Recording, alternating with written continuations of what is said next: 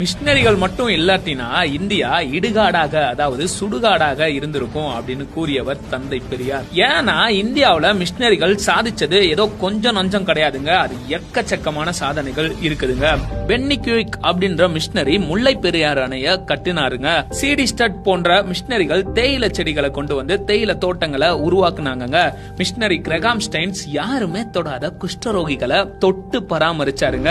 Robert de Nobili, Veeramamunivar, Peter Percival, collector Ellis Durai, G U. Pope Iyer, Johann Philipp, Ziegenbalg இவங்க எல்லாம் தமிழ் மொழியோட பாதுகாப்புக்காகவும் அதனோட பெருமையை உலகறிய செய்யவும் அரும்பாடுபட்டு இருக்கிறாங்க. மிஷினரி ராணியஸ் சிறை கைதிகளுக்குன்னு நல்வாழ்க்கைய உருவாக்குனாருங்க. 100க்கும் மேற்பட்ட பள்ளிக்கூடங்களை தென்னாட்டுல உருவாக்குனாருங்க.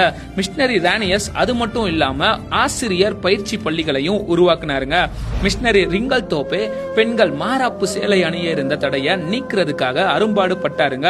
தாழ்த்தப்பட்ட மக்கள் உயர வழிவகை செய்தாருங்க மிஷினரி ரிங்கல் தோஃபே. அடுத்ததா மிஷினரி வில்லியம் கேரி சதி என்னும் உடன்கட்டை ஏறும் கொடிய பழக்கத்தை ஒழிக்க பாடுபட்டாருங்க. பெண் மருத்துவ கல்விக்கு வித்திட்டு மருத்துவமனையை உருவாக்கியவர் தான் மிஷினரி ஐடா ஸ்கைடர் அம்மையார். ஓலை சுவடுகள்ல தவழ்ந்த தமிழ அச்சில ஏத்தி புத்தகங்களை அச்சடிக்க உதவியவர் தான் சீகன் பால் அப்படின்ற மிஷினரி. தரங்கம்பாடியில இவர் தான் பெண்களுக்கான முதல் தமிழ் பள்ளிய உருவாக்குனாருங்க.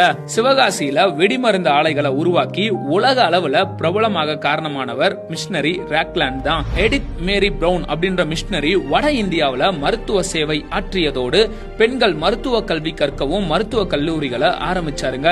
பிரான்சிஸ் சேவியர் ஐயா கடற்கரை ஓரங்கள்ல சென்று மீனவ மக்கள் நல்வாழ்வுக்குன்னு பாடுபட்டாருங்க. ஏமி கர்மைக்கல் அப்படின்ற மிஷினரி சிறு வயதிலேயே பெண் பிள்ளைங்களை இந்து கோயில்கள்ல தேவதாசி அப்படின்ற இழிவான பணிக்கு கொண்டு சென்று விடுகிற மூட பழக்கத்தை எதிர்த்து அதை தடை செய்ய அரும்பாடுபட்டாருங்க. பெண் பிள்ளைங்களை எடுத்து வளர்த்தாருங்க. அநாத பிள்ளைங்களுக்கு அடைக்கலம் தந்து ஆதரிச்சாருங்க. லண்டன் மிஷன் சொசைட்டி மூலம் கொண்டு வரப்பட்ட உருளைக்கிழங்கு, முட்டைக்கோசு, கேரட் இதெல்லாமே நீலகிரி பகுதியில விளைவிக்கப்பட்டன. விவசாயம் அங்க செழிச்சுச்சுங்க. மக்களோட வாழ்வாதாரமும் அதனோட சேர்ந்து உயர்ந்துச்சுங்க. ஈவ்லின் பிராண்ட் அம்மையார் அப்படின்ற மிஷினரி மூலமாக சேலம் கொல்லிமலை பகுதியில் இருக்கிற ஆதிவாசி மக்கள் நல்வாழ்வு அடைஞ்சாங்க.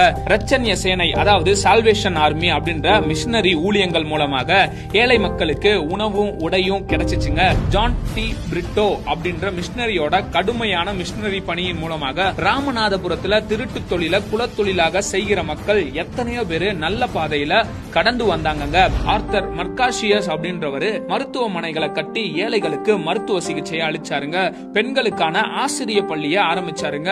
விதவை பெண்களின் மறுமலர்ச்சிக்காக போராடினாருங்க. இது மட்டும் இல்லாம நம்ம எல்லா